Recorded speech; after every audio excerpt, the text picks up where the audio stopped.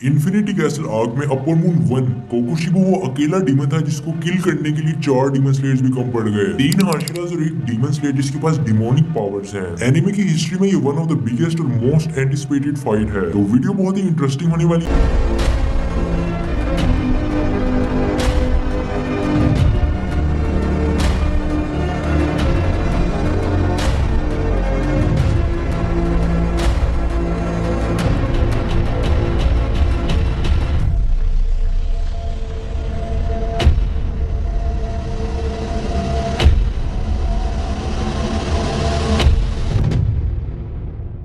कोकोशिबो पर सबसे पहले मुइचिरो ने अटैक किया और उसको फौरन ही पता चल गया कि कोकोशिबो अपनी ह्यूमन फॉर्म में एक सोर्ड्समैन हुआ करता था। कोकोशिबो का ऑरा ही इतना ज्यादा डोमिनेटिंग है कि मुइचिरो की बॉडी शेक करने लग गई। मुइचिरो ने कभी किसी डीमन से ऐसी खौफनाक वाइब्स फील ही नहीं की। इसी चीज से पता चलता है कि अपर मून 1 का टाइटल ऐसे ही नहीं मिल गया उसको, सिर्फ उसकी प्रेजेंस से ही मोस्ट पावरफुल हाशिरास के भी पसीने छूट जाते हैं। एक तरफ मुइचिरो की कांपे टांग रही थी और दूसरी तरफ कोकोशिबो ने बड़े ही कामली मुइचिरो से उसका नेम पूछा, बेटा तुम्हारा नाम क्या है? मेरा नाम मुइचिरो है। और मेरा नाम कोकोशिबो है। चलो फिर दोस्ती कर लेते हैं।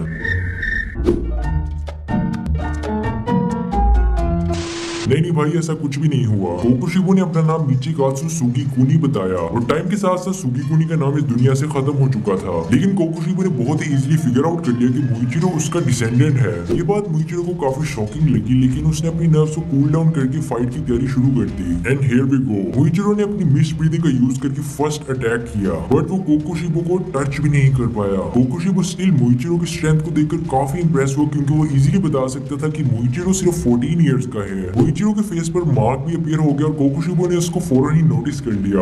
का यूज करता रहा लेकिन कभी भी उसको हिट नहीं कर पाया। कोकोशिबो ने कहा ये गुड मैनेज नहीं होंगे अगर उसने अपनी स्वॉर्ड को बाहर ना निकाला। ओ भाई, हमें तेरी गुड मैनेज की जरूरत नहीं है, तुम अपनी स्वॉर्ड अंदर ही रखो, वो वहीं भी अच्छी लगती है। बट फिर भी कोकोशिबो ने अपनी स्वॉर्ड निकालकर अपनी ब्रीदिंग टेक्निक को रिवील किया, जो कि मून ब्रीदिंग है। और कोकोशिबो के सिर्फ एक ही ब्लो में मुइचिरो का हैंड स्लाइस ऑफ हो गया। लेकिन मुइचिरो अपनी पेन को सप्रेस करके फाइट करता रहा। कोकोशिबो अपने डिसेंडेंट की फाइटिंग स्पिरिट को देखकर इतना ज्यादा इंप्रेस हुआ कि उसने बोला उसकी स्किल सिर्फ और सिर्फ एक वेस्ट होंगी अगर उसने उसको किल कर दिया तो, बल्कि वो मुजान से कहेगा कि वो भी मुइचिरो को डीमन में कन्वर्ट कर दे। बट मुइचिरो ने उसके ऑफर को फौरन ही रिजेक्ट कर दिया और फिर दोनों में इंटेंस बैटल स्टार्ट हो जाती है। कोकोशिबो की फिजिकल स्ट्रेंथ इतनी ज्यादा थी कि मुइचिरो उसको हैंडल ही नहीं कर पाया और फाइट करते करते कोकोशिबो ने मुइचिरो की बॉडी के अंदर स्वॉर्ड घुसा दी। लेकिन पीछे से गेनिया अपनी गन से उसको शूट करने की एक नाकाम कोशिश करता है। उस कोकोशिबो उसकी प्रेजेंस से ऑलरेडी अवेयर था। कोकोशिबो अपनी लाइटनिंग फास्ट अटैक से गेनिया के भी पीसेस कर देता है। लेकिन गेनिया की डिमोनिक पावर्स की वजह से कोकोशिबो उसको अलाइव देखकर काफी ज्यादा हैरान हो जाता है। बट इससे पहले कि कोकोशिबो गेनिया को टाटा बाय बाय बोल दे, पीछे से उसका भाई विंड हाशिरा सानेमी आ जाता है और गुस्से में बोलता है कि उसके भाई को स्लाइस अप करने के लिए अब उसको कीमत चुकानी पड़ेगी। और हमें wind breathing versus moon breathing की खतरनाक फाइट देखने को मिलती है। कुछ ही टाइम बाद स्टोन हाशिरा गियोमी भी फाइट के अंदर एंटर हो जाता है। सानेमी और गियोमी वर्सेस अपर मून 1 की एक इंप्रेसिव फाइट चल रही होती है कि मुइचिरो सिर्फ अपने हाथों से स्वॉर्ड को अपने चेस्ट से बाहर निकालने में सक्सेसफुल हो जाता है।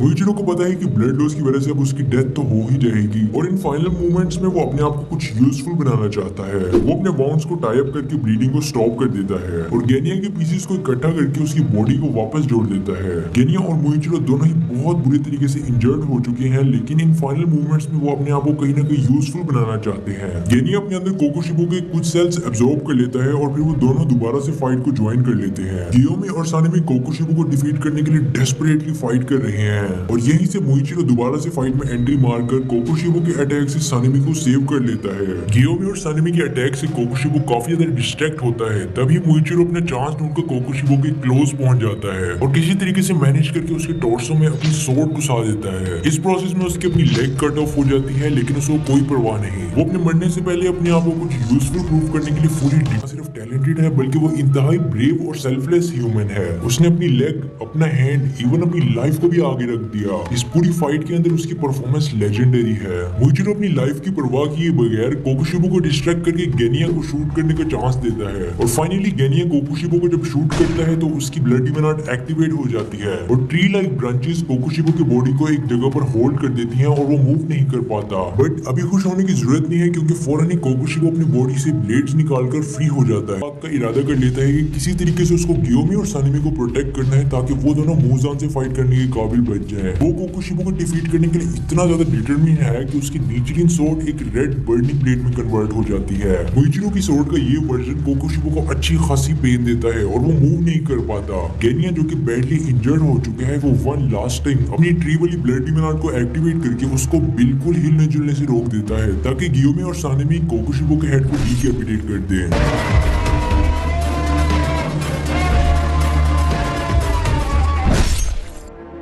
फाइनली वो उसका हेड डिकैपिटेट करने में सक्सेसफुल हो जाते हैं।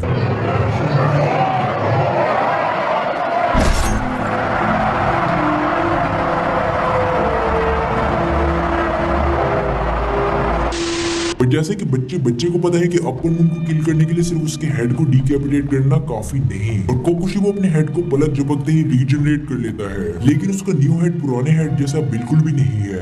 ये काफी मॉन्स्ट्रस और डिमोनिक टाइप का है जिसको देखकर ही पता चल जाता है कि भाई ये कोई जीन भूत आत्मा चुड़ैल टाइप चीज है। कोकुशिबो खुद अपने हेड की तरफ देखकर काफी डिस्गस्टेड फील करता है। कोकुशिबो अपने पास्ट को रिमेम्बर करता है कि सबसे पावरफुल स्वॉर्ड्समैन बनने के ड्रीम के पीछे उसने अपनी फैमिली, अपनी ह्यूमैनिटी को छोड़ दिया। वो सिर्फ और सिर्फ अपने ट्विन ब्रदर योरिची से ज्यादा पावरफुल बनना चाहता था, बट उसको इस बात का रियलाइजेशन होता है कि वो अपने ब्रदर योरिची जो कि सन ब्रीदिंग का इन्वेंटर है उससे कभी भी ज्यादा पावरफुल नहीं बन सकता। उसकी अपनी मून ब्रीदिंग सिर्फ एक इंफीरियर टाइप है जो कि कभी सन ब्रीदिंग को सरपास नहीं कर सकती। डीमन बनने के सालों बाद जब वो अपने भाई योरिची से मिलता है उस वक्त योरिची अपनी 80s में होता है। इवन एक बुढ़ा बाबा और वीक होने के बावजूद भी योरिची ने उसको इजीली डिफीट कर दिया और ओल्ड एज की वजह से योरिची की डेथ हो गई। कोकुशिबो को इस बात का बहुत ही हार्ड रियलाइजेशन होता है कि अपनी फैमिली, अपनी ह्यूमैनिटी को छोड़ने के बाद भी वो अपने ड्रीम को अकम्प्लिश नहीं कर पाया। कोकुशिबो चाहे जो मर्जी कर ले बट वो कभी योरिची को डिफीट नहीं कर सकता। वो इसी क्राइसिस से गुजर रहा होता है कि मुइचिरो की रेड बर्निंग ब्लेड वाली जगह से उसकी बॉडी ब्रेकडाउन होने लग जाती है और फाइनली 500 इयर्स की लाइफ के बाद अपर मून 1 को फाइनली डेथ नसीब हो जाती है। गेनिया और मुइचिरो की इंजरीज की वजह से उन दोनों की भी डेथ हो जाती है।